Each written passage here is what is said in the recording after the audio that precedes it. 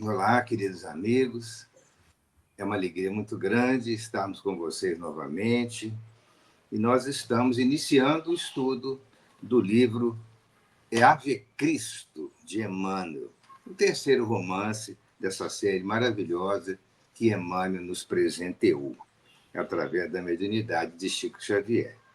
E hoje nós estamos, na verdade, estudando o primeiro capítulo da obra, este capítulo intitulado Preparando Caminhos. Então, nós estamos aqui novamente, eu e a Dilceia. Olá, Dilceia, como vai? Tudo bem? Bem, Kleber, prazer de estar aqui com você. Obrigado. Bom, então, antes de nós iniciarmos, vamos convocar a todos os irmãos que estão conosco sintonizados para, através da prece, nós mentalizarmos a figura amorável de Jesus, nosso mestre amado, nosso irmão maior, rogando a ele que possa nos amparar, nos inspirar e abençoar os nossos propósitos de estudo e de aprendizado do Evangelho à luz da doutrina espírita. Agradecemos igualmente o trabalho extraordinário de Emmanuel, que nos trouxe esses romances, que são verdadeiras pérolas da história do cristianismo.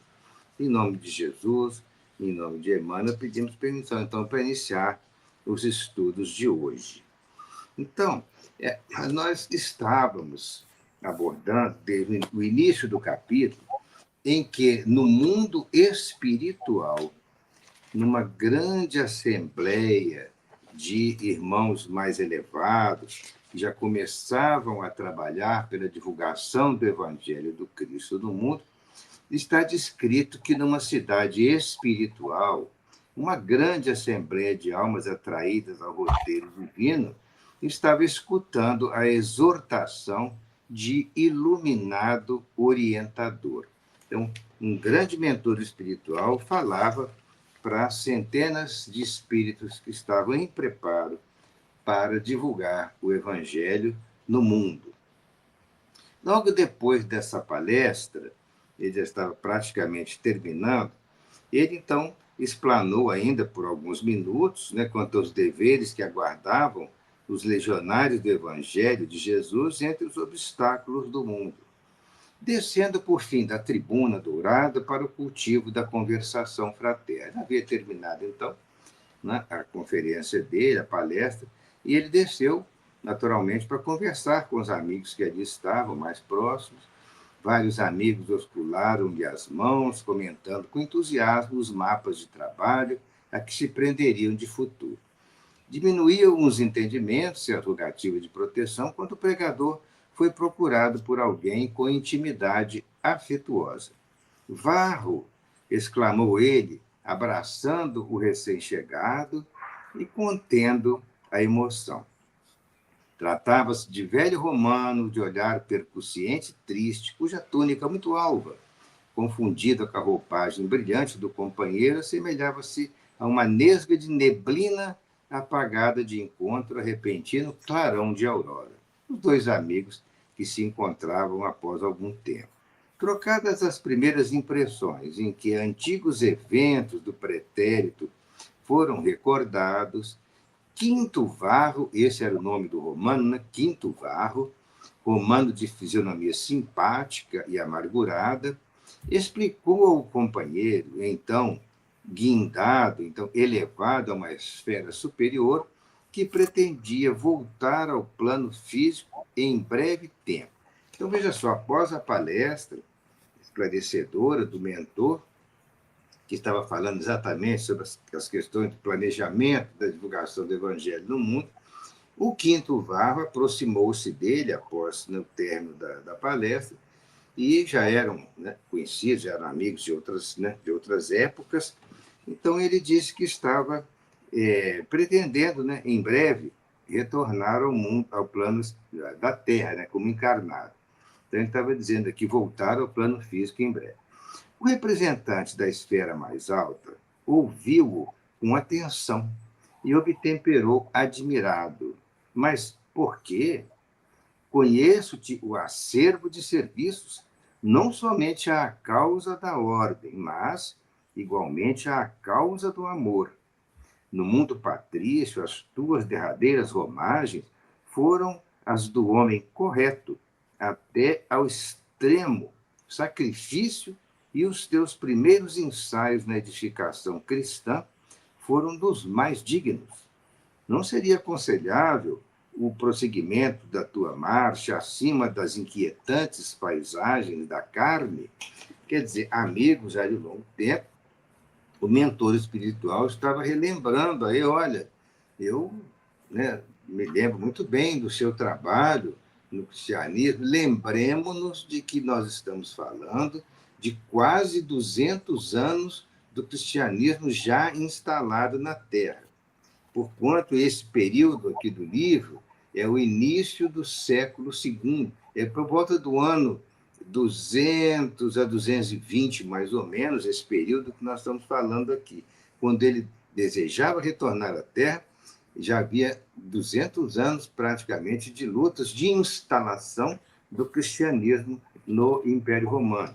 E aí, esse amigo dele lembrou, olha, eu me lembro, você já, né, lutou muito, né, na área do cristianismo, já ainda falando com ele, que ele trabalhou não somente na causa da ordem, mas também na causa do amor.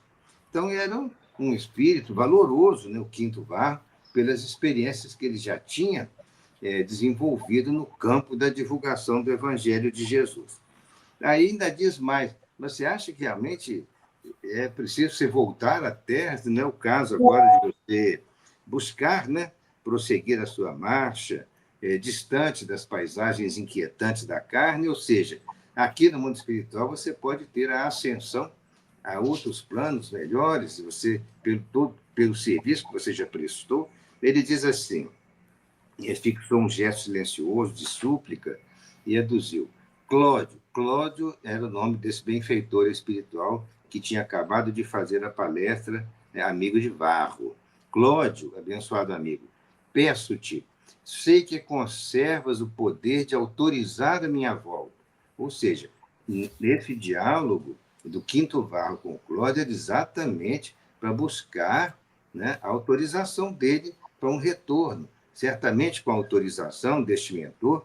Então, os cuidados todos de preparação e, naturalmente, a proteção espiritual para ele durante essa nova encarnação, tudo isso ficaria ali, naturalmente, devidamente programado, né? Com autorização deste mentor.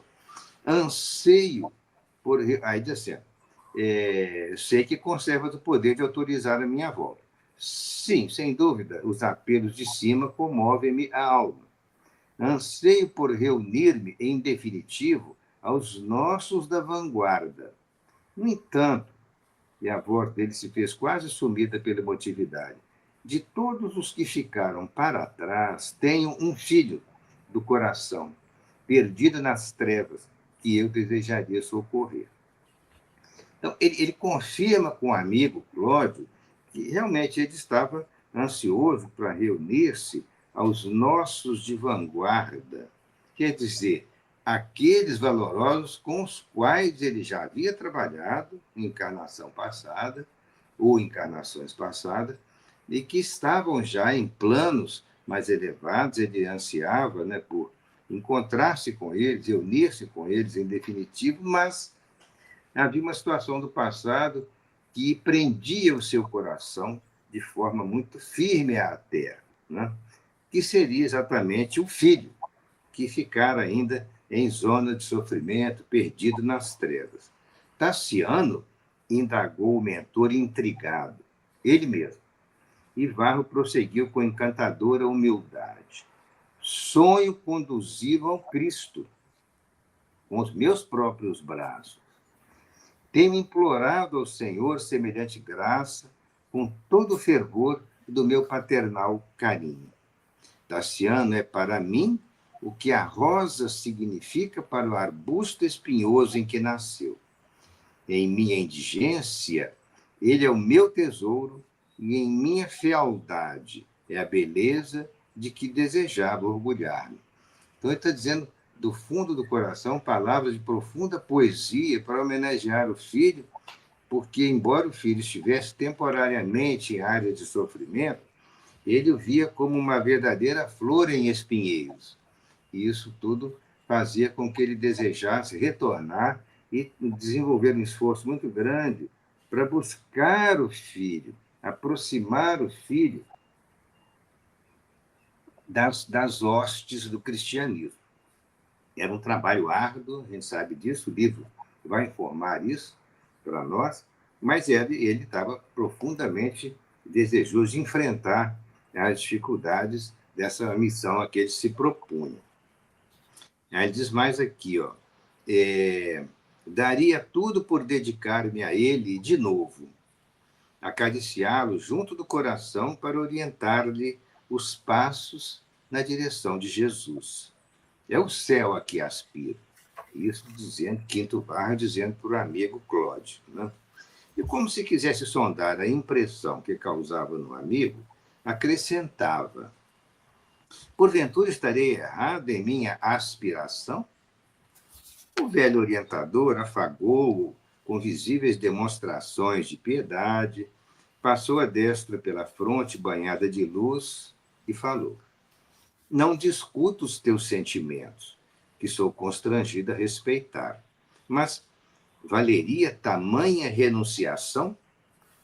Ou seja, o Cláudio, como amigo dele, como mentor espiritual, estava entendendo que esse desejo do Quinto Varro era um desejo que traria muitas dificuldades, muitos problemas, que teria que ter uma renúncia muito grande para enfrentar novamente todas as dificuldades que uma encarnação como cristão ele enfrentaria novamente naquela época das francas perseguições contra o movimento do cristianismo. Né? Não se articulasse as próprias reminiscências para exprimir-se com segurança, fez longa pausa que ele próprio interrompeu, acentuando: não acredito que Tassiano esteja preparado. O amigo dele, Cláudio, falando para o Quinto Varro que fora pai do Tassiano em vida passada. Esse amigo conhecia muito bem a situação do Tassiano e falou: olha, não acredito que Tassiano esteja preparado.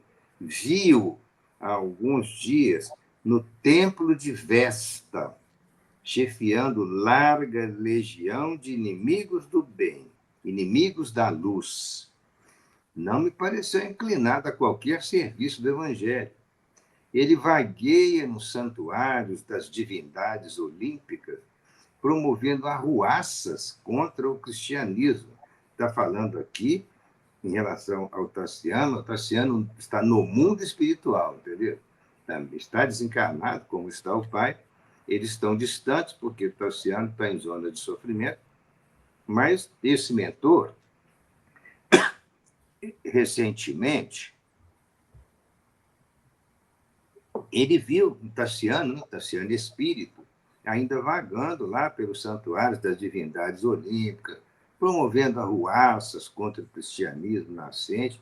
E olha só, ele ainda se compraz nos festins dos circos, encontrando incentivo e alegria nas efusões de sangue. Quer dizer, aquelas pobres criaturas sendo torturadas e martirizadas, ele ainda estava como espírito, misturado lá com legião de espíritos inferiores, se comprazendo com aquele sofrimento todo. O mentor espiritual sabia exatamente dessa posição dele. E aqui, a propósito de uma informação que ele passou aqui, que diz que viu Tassiano há pouco tempo, lá no templo de Vesta. Vesta é a deusa romana do lar e da família. Lembra das vestais, das virgens que cuidam do templo de Vesta? É uma deusa romana do lar e da família, representa a perenidade e a estabilidade do Estado romano, e esse templo é guardado pelas virgens vestais, que praticam o culto do fogo perpétuo. É um simbolismo de manter sempre acesa a chama, e essa chama é como se mantivesse a estabilidade do império e da família romana. A deusa Vesta e as virgens vestais, né, têm vamos dizer assim, são muito conhecidas na mitologia romana. Né? Aí o próprio Quinto Varro, assim um pouco entristecido, fala: olha, eu tenho acompanhado meu filho neste lamentável estado, concordou Quinto Varro, melancólico. Contudo, nos últimos dias, noto-o amargurado e aflito. Você começa a notar alguma transformação emocional, alguma coisa que está mexendo com os sentimentos do Tassiano, filho dele. Quem sabe estará Tassiano à beira de uma grande renovação? Pergunta Varro, né? Consagrando-se, quem sabe estará diante à beira de uma grande renovação? Compreendo que ele tem sido recalcitrante no mal, consagrando-se indefinidamente às sensações inferiores que lhe impedem a percepção de mais altos horizontes da vida. Mas concluo, de mim para comigo, que algo deve ser feito quando temos necessidade do reajustamento daqueles a quem amamos. Deve estar expondo, né, abrindo o coração para o Cláudio, dizendo, olha, eu sei que realmente ele está nessa situação, mas eu tenho notado que ele tem estado amargurado e aflito, e isso pode ser que ajude na sua renovação. Né? E, por outro lado, o Quinto Varro entendia que era importante, né, que se lutasse, né, pelo reajustamento daquele a quem ele ama. Isso, né, o amor é a lei que predomina no universo. E ele, como pai, queria trazer o filho para próximo de si e para a renovação cristã. E talvez porque Cláudio silenciasse pensativo, o afetuoso pai voltou a dizer, abnegado amigo, permite-me voltar. Aí volta o Cláudio a dizer para ele, estarás, todavia, consciente dos riscos da empresa, né, da ação que você quer executar? Ninguém salvará um náufrago sem expor-se ao chicote das ondas. Para ajudar Tassiano, mergulhar-te-ás nos perigos em que ele se encontra. O amigo estava alertando, né, das dificuldades que ele teria nessa empreitada de uma nova encarnação que ele solicitava. Sei disso, atalhou Varro, decidido, prosseguindo em tom de súplica. Auxilia-me a pretensão em nome de nossa velha amizade. Procurarei servir ao Evangelho com todas as minhas forças. Aceitarei todos os sacrifícios. Comerei o pão de fel embebido em suor e pranto. Contudo, rogo permissão para convocar meu filho ao trabalho do Cristo, por todos os recursos que estiverem ao meu alcance. Certo, o caminho estará juncado de obstáculos. Entretanto, com o amparo do Senhor e com o auxílio dos amigos, conto vencer. O respeitável mentor, francamente compadecido, como quem não desejava delongar-se na conversação de ordem pessoal, indagou. Então, a essas alturas do diálogo, o mentor entendeu que realmente o amigo dele estava, de fato, desejoso, estava firmemente, digamos assim, envolvido na ideia de que ele precisava de salvar o filho daquela situação de sofrimento, de trevas, de crueldade. Então, ele pede essa autorização. Claro que o amigo mentor deverá dar... Desculpe que eu estou saindo de uma gripe aqui. Esse amigo mentor deverá certamente ajudá-lo. Mas essa história agora, quem vai contar para a gente é a Dilcélia. Já vai passar a palavra para ela para dar continuidade, então. Sim. Então, no diálogo dos dois amigos, o Varro amoleceu o coração do Cláudio, né, que era um grande amigo dele. E ele penalizou da situação do pai tão afetuoso que queria salvar a vida do filho. Aí ele perguntou, quanto tempo consideras imprescindível ao cometimento, a esse empreendimento? E o Varro respondeu, ouso colocar a resposta em teu próprio critério. Quer dizer, deixa o Cláudio resolver isso. Pois bem, concluiu o companheiro generoso, endosso-te a decisão, confiantemente, concedo-te 20 lustros para o trabalho a realizar. Creio que 1 século bastará. Então, ele decidiu, tudo bem, você pode reencarnar com ele, tentar salvá-lo dessa situação em que ele se encontra. Eu te concedo 100 anos para isso acontecer. E a gente lembra que lustro é uma unidade de tempo que corresponde ao quinquênio, ou seja, 5 anos. E ela vem, é um termo originário do latim, lustrum, que era o período cujo intervalo se fazia o censo na Roma Antiga, que era de 5 em 5 anos, então ficou conhecido como lustro. Então, ele diz: determinaremos medidas para que seja sustentado na nova roupagem de carne. Teus serviços à causa do Evangelho serão creditados em esfera superior. E quanto ao mérito ou demérito de Tassiano, à frente de tua renunciação, admito que o assunto será privativo de tua própria responsabilidade. Ou seja, ele concederia o que o amigo pedia, mas que quem se responsabilizaria pelo que acontecesse seria o próprio Varro. Não é? Eu lembro, então, do livro Obreiros da Vida Eterna, no capítulo 1, onde o instrutor Metelo ele fez uma consideração sobre o fato de você ter a vontade de ascender ao plano espiritual superior, mas está ligado à Terra por algum motivo. O motivo aqui era o filho, né? Que ele, assim, com um coração extremamente bondoso, ele quis levar o filho para junto da doutrina de Jesus. E nesse livro, no Obreiros da Vida Eterna, o instrutor Metelo falou que eu também tive, noutra época, a obcecação de buscar apressado a montanha, que ele estava falando que ele estava no plano, na planície, e que é o lugar onde estão os espíritos ainda com evolução inferior e que tendem a ascender a montanha, onde ficam, então, os espíritos superiores. Aí ele fala que foi difícil para ele, nós estamos só fazendo um resumo aqui, foi difícil, ele teve que ultrapassar vários problemas, e depois disso ele ganhou, jubiloso, uma pequena eminência, e subiu um pouquinho acima da planície. E nessa situação, ele se sentiu muito feliz diante da posição que distanciava daquele sofrimento que ele vinha tendo até chegar aqui.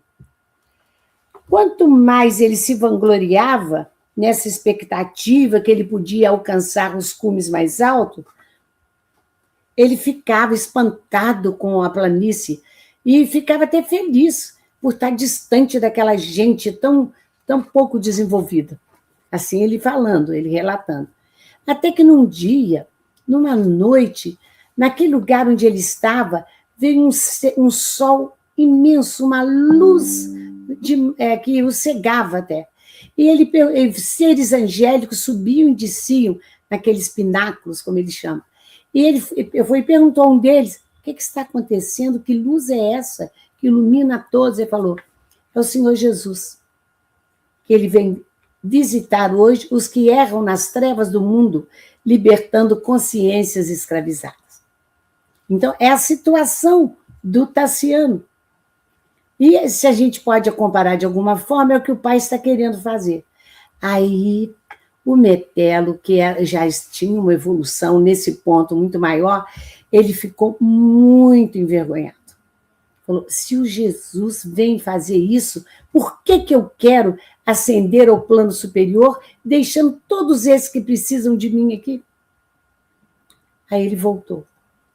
Ele desceu de onde ele estava e voltou à planície para ele considerar a possibilidade dele ajudar aqueles com os quais ele conviveu e que o ajudaram a progredir também. Não é? Que o ajudaram a progredir também.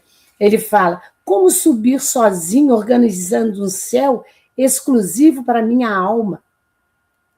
Isso é um tremendo orgulho e egoísmo meu. E ele volta e fica, deixa aquele caminho vertical que ele estava almejando e volta justamente obedecendo às leis sublimes da fraternidade e da misericórdia, né? E ele fala, então, que foi uma grande lição. E nós vemos aí agora que o por amor intenso ao filho, ele queria voltar à carne, o Varro, independente dos riscos que ele correria e correria. É interessante que muitas vezes a gente vê esse papel exercido pela mãe, né? A mãe se adaptar às situações para ajudar o filho a vencer os obstáculos que o levariam a uma situação melhor. Mas aqui é o pai que vai fazer isso. Afinal, o amor é o que rege tudo, independente de onde ele parta, né? Eu lembrei também do Bezerra de Menezes, que foi convidado por Maria, não é? Através de Celina, um espírito superior, que ele poderia ascender a planos muito superiores. E ele pediu para permanecer na Terra enquanto houvesse sofrimento. E continua entre nós, né? Então, continuando, instado por amigos na liquidação de outros problemas, Cláudio lançou-lhe compassivo olhar e finalizou. Evidente, todo mundo queria aproveitar a presença do Cláudio para resolver muitas situações. Aí ele falou com ele, não te esqueça de que pela oração nós vamos continuar juntos. Ainda mesmo sob o pesado véu do esquecimento da luta física, quer dizer, depois de reencarnado, ouviremos os teus apelos, amparando-te com nosso esforço assistencial. Vai em paz, quando quiseres, e que Jesus te abençoe. Então, ele concedeu o prazo para ele reencarnar e ficar com o filho. Então, Cláudio estaria nessa comunicação espiritual com o amigo, mesmo ele imerso no plano físico. Ou seja, isso daria também um consolo muito grande a ele, saber que o amigo não esqueceria, não é? Varro dirigiu-lhe comovedoras palavras de reconhecimento, reafirmou as promessas que formulara e ausentou-se. Mas ele não estava feliz, cismarento, sem saber ao certo que estranhas emoções lhe povoavam a alma, entre raios de alegria e dardos de amargura. Era um coração paterno em sacrifício para salvar o filho, numa empreitada, e já se sabe, o filho não estava preparado, ia ter muita coisa a superar pela frente. No livro Ceifa de Luz, também de Emmanuel, no capítulo 4, chama-se Seres Amados.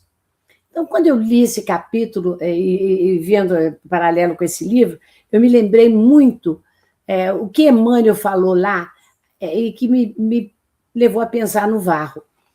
O que a gente faz por um ser que a gente ama? Qual o sacrifício que a gente faz? E o que a gente espera dele em contrapartida? Tem isso também. Se você é obrigado a esperar dele coisas que às vezes ele não pode dar. Talvez até seja o caso do Tassiano, nós vamos ver depois. Aí Emmanuel fala assim, os seres que amamos, com que enternecimento desejaríamos situá-lo nos mais elevados planos do mundo? O que ele quer, vá.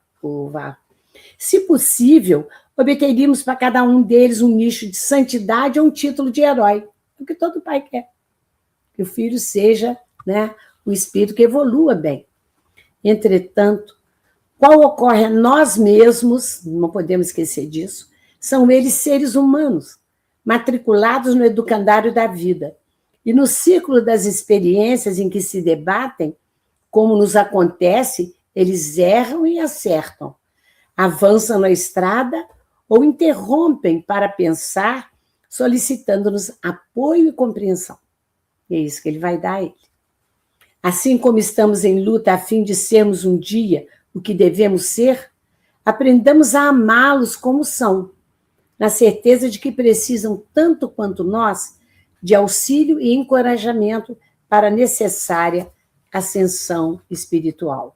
Nunca exigir-lhes o impossível nem frustrar-lhes a esperança. Doemos a cada um a bênção da estima sem requisições descabidas, acatando as experiências para as quais se inclinem e respeitando os tipos de felicidade que elegem para si próprios. E eu fiquei pensando, será que ele estava imaginando isso tudo nesse momento? quando ele caminhava pelas ruas de Roma, subindo e descendo aqui e ali, e pensando como será que eu vou poder conduzir a vida do meu filho. Mas ele tinha que ter muita paciência, porque cada um tem seu tempo de evolução, não é? E ele teria a ajuda do mundo espiritual. Bem, em esplêndido crepúsculo, enquanto o sol, como um braseiro, tombava para os lados de Hóstia, o espírito de Quinto Varro, solitário e pensativo, chegou à ponte Séstil, demorando-se na contemplação da corrente do Tibre, como que detido por obcecantes recordações. Provavelmente lembrava de vidas anteriores, lembrava do relacionamento dele com o filho. E a Hóstia, nós sabemos, é o porto da cidade de Roma, muito importante, que atualmente está localizado na foz do rio Tibre, que banha Roma. Né? Essa ponte sestiana, ou Pons Sestis, é uma antiga ponte romana que conecta a margem direita do Tibre à margem oeste da ilha do Tibre, em Roma também. Só para a gente se situar onde ele estava andando. Então, ele andava olhando o rio, pensativo, olhando as suas águas correntes. E brisas suaves deslizavam, cantando, qual se fossem ecos isolados de melodias ocultas no céu escampo, aquele céu escampado, aberto, sereno. Roma engalanara-se para celebrar as vitórias de Séptimo Severo. Então, Roma estava em festa nesse dia. Estava em festa. Lúcio Septímio Severo, ou Lúcio VII Severo, era um imperador que nasceu na África. Ele nasceu no ano de 146 em Leptis Magna, que era uma colônia na África. Ele foi imperador romano de 193 até 211. Foi um primeiro cidadão oriundo de uma província, não da capital, né? Sem ascendente romano, que atingiram o trono. E ele foi muito elevado pelos seus contemporâneos. Quando ele morreu, ele foi proclamado divus, né? Um divo, pelo Senado. Então, Roma estava engalanada para celebrar as vitórias desse imperador sobre os seus temíveis competidores. Um deles, Pescenio Níger, e outro deles, Albino. E nós vamos ver que, como acontecia muito frequentemente naquela ocasião, eles eram mortos com muita facilidade. Bastava alguém querer o lugar dele no trono, que eles eram assassinados. Então, o Sétimo Severo teve uma vitória grande sobre os competidores dele. Pescenio Níger, que foi imperador romano entre 193 e 194, durante o ano que teve 5 imperadores Roma. Ele tomou o trono imperial depois do assassinato de um imperador chamado Pertinax. Ele foi morto quando tentava fugir de Antioquia. Então, sempre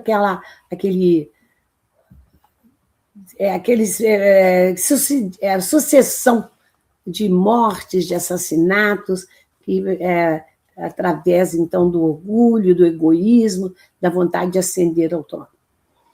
Depois de tríplice derrota, esse imperador foi acolhido pelas forças imperiais e decapitado às margens do Eufrates. O outro sobre o qual ele venceu, foi Albino, que foi também usurpador do trono. E depois ele foi, na verdade, foi morto também, sempre brutalmente. Sempre brutalmente. Este era escolhido das legiões da Bretanha, que é uma região da França, né?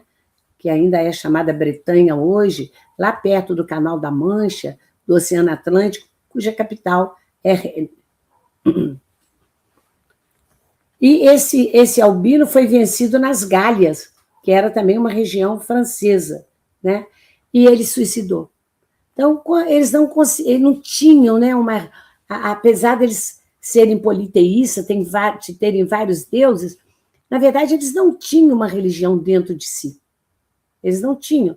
Então, eles ou eram assassinados ou suicidavam, porque eles não conseguiam manter a sua vida longe daquele que eles achavam que era o auge para eles, que seria o trono de imperador. Então, diversos dias de festa comemoravam a glória brilhante desse imperador africano, que era o Sétimo Severo.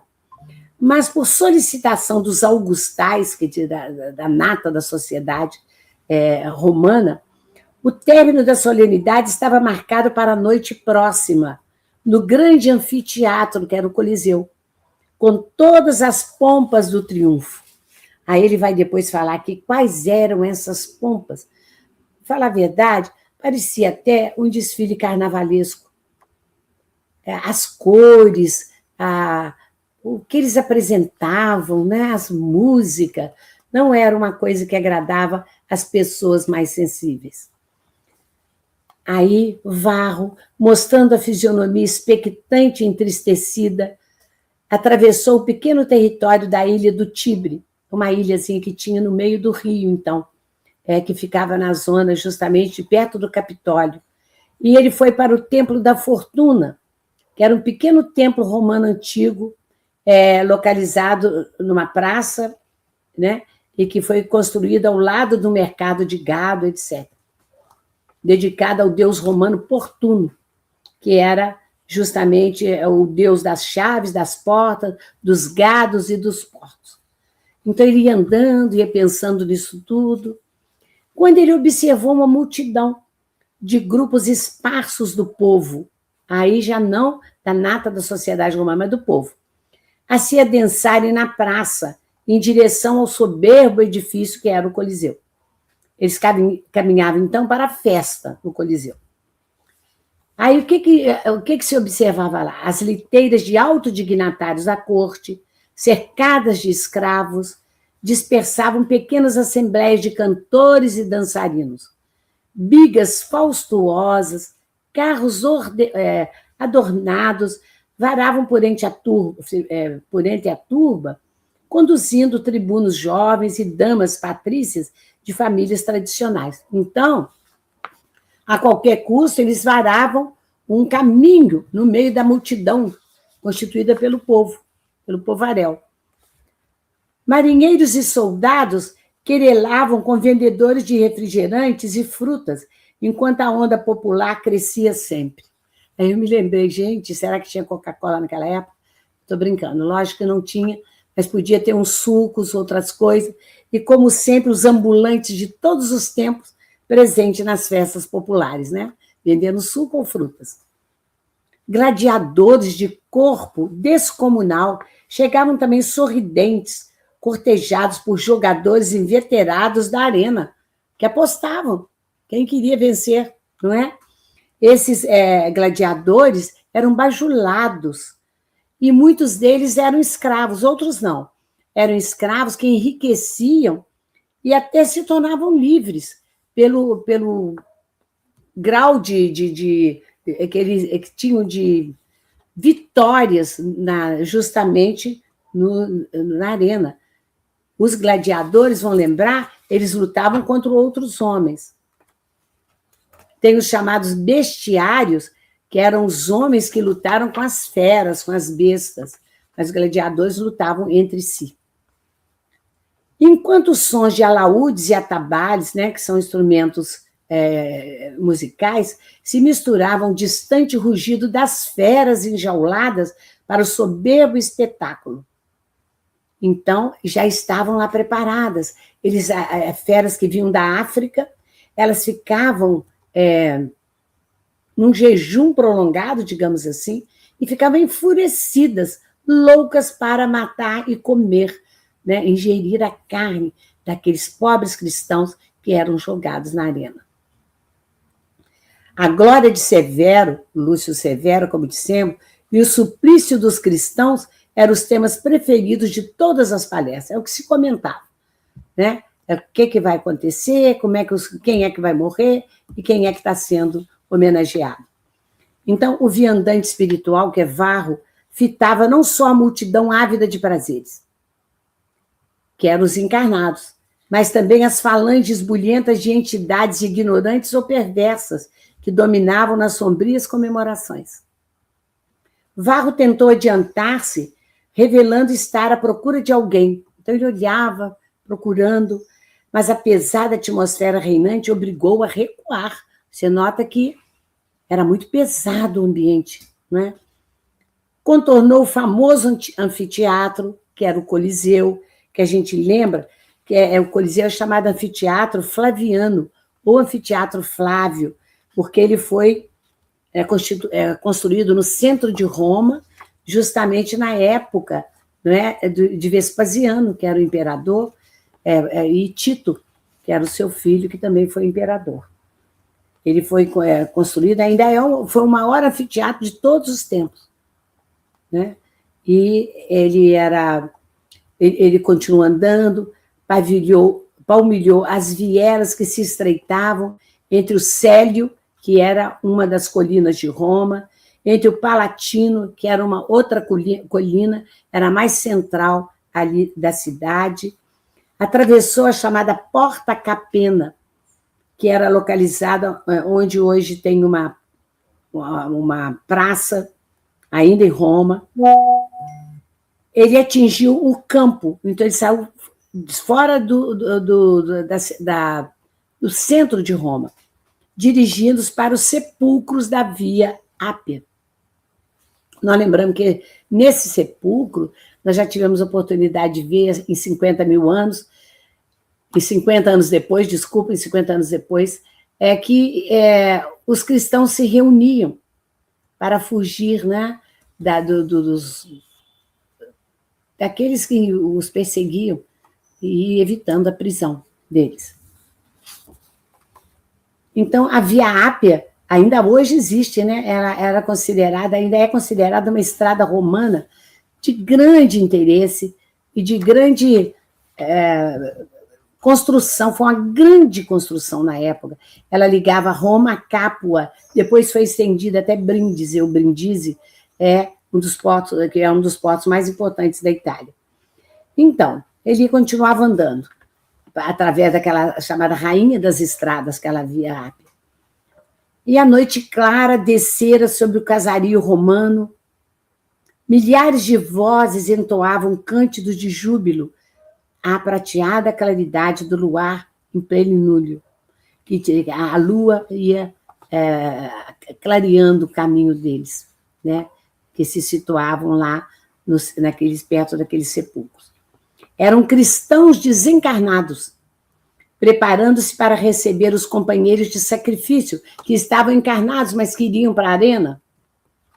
Os mártires, supostamente mortos, porque eles não estavam mortos, que essa morte não existe, é só do corpo. Então, esses cristãos desencarnados iam saudar os mártires que nessa noite iriam morrer. Quinto Varro uniu-se a esse extenso grupo e orou fervorosamente, suplicando ao alto forças para a difícil empresa a que pretendia consagrar-se. Preces e comentários santificantes foram ouvidos, e muitos hinos de louvor, né, eram entoados naquela hora. Depois de algumas horas, aquela enorme assembleia espiritual, então de desencarnados, ela deslocou-se no rumo do anfiteatro, e hinos de alegria elevaram-se às alturas. Não somente os mensageiros da Via Ápia alcançavam o anfiteatro em harmoniosas orações. Enviados do Monte Vaticano, que também é uma colina de Roma, trabalhadores espirituais dos grupos de pregação evangélica do Esquilino, que era uma região mais alta, né, de Roma, e que tinha, inclusive, um pessoal mais carente, que vinham também da Via Nomentana, que ligava Roma à parte externa da cidade, a Via Salária, que também é uma antiga estrada que saía de Roma, incluindo representantes de outras regiões romanas, todos juntos penetravam o tumultuário recinto como exércitos de luz. Então, eles vinham se contrapor ao que iria acontecer justamente naquela arena de sofrimento extenso. Mas olha só, eles vinham duelar com as trevas. Mas era um tipo de duelo diferente, com outras armas. As armas dele eram armas do bem. Eram orações e os hinos de louvor que eles entoavam. Introduzidos na arena para derradeiros sacrifícios, os seguidores de Jesus igualmente cantavam. Isso é uma coisa que me encanta muito, eles cantarem nessa hora, né? Então, esses hinos cantados davam fé, coragem e uma adoração suprema ao Deus e a Jesus, né? Porque eles estavam ali justamente porque eles tinham muita fé, muita esperança e sabiam que a morte não existia, que a vida não acabaria ali, que ali era só, acabava a vida física, que eles iam encontrar novamente, eles iam se encontrar entre si, com outros que já partiram, num mundo muito melhor, né? Então, no meio daquele sofrimento todo, havia uma solidariedade enorme entre eles e muita coragem, muita fé, né? Então, tem relatos históricos, nós vimos isso nos livros de Emmanuel, inclusive, indicando que, ao ouvirem o som das feras, os cristãos cantavam até que a última voz se calasse, até que o último fosse morto, tivesse, né, o seu físico destruído pelas feras, focados na sua convicção espiritual e não na dor física.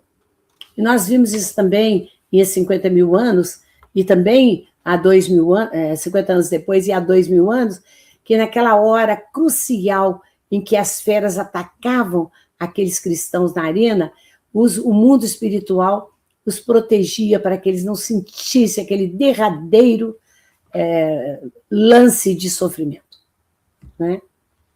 Então, os livros de Emmanuel mostram isso, que eles cantavam até o último momento.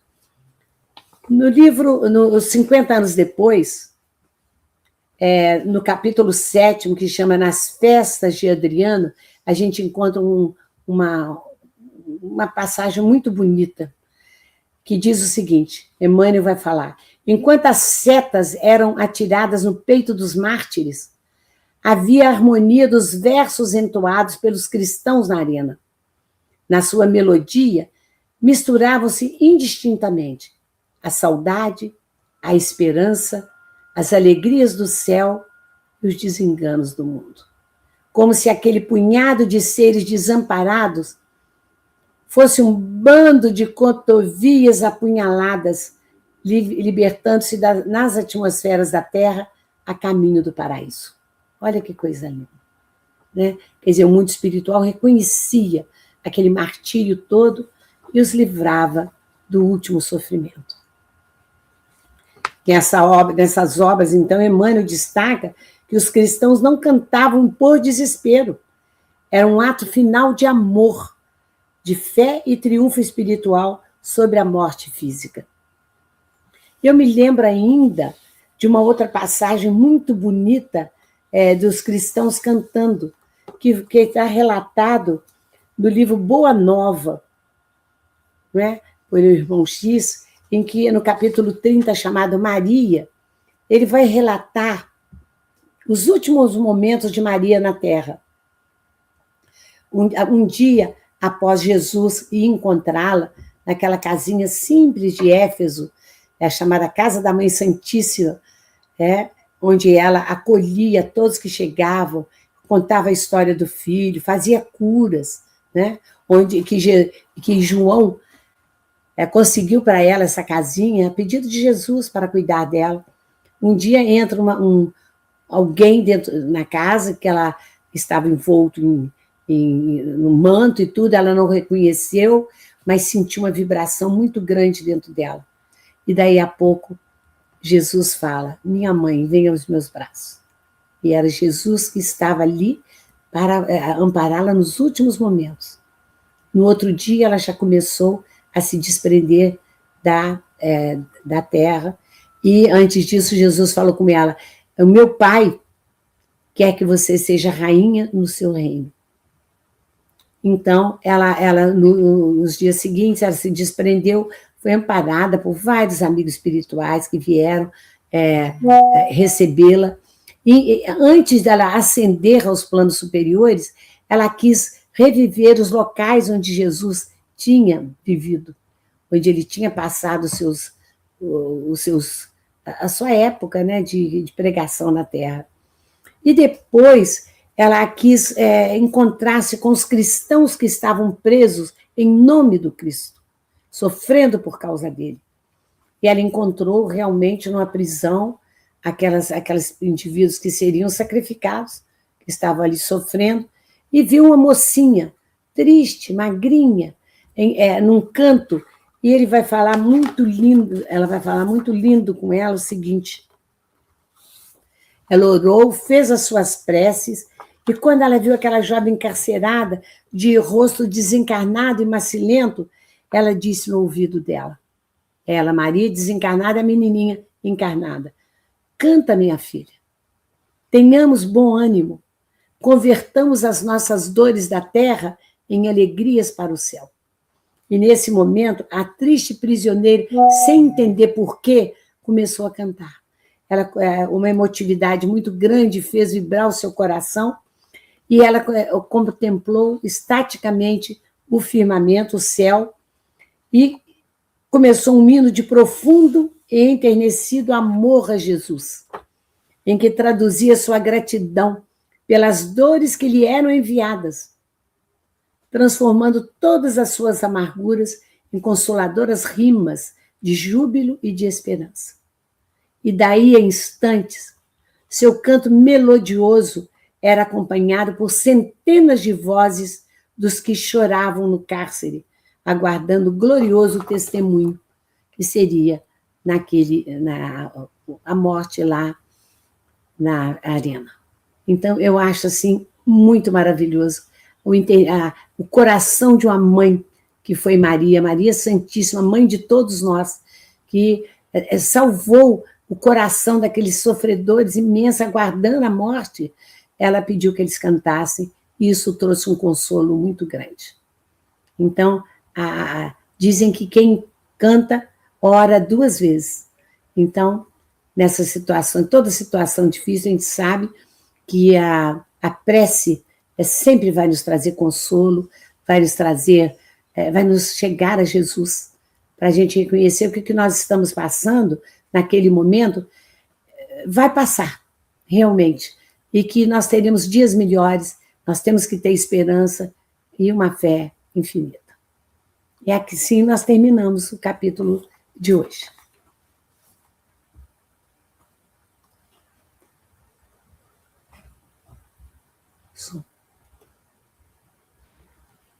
Muito bom, Dilcé. Obrigado pela pesquisa feita.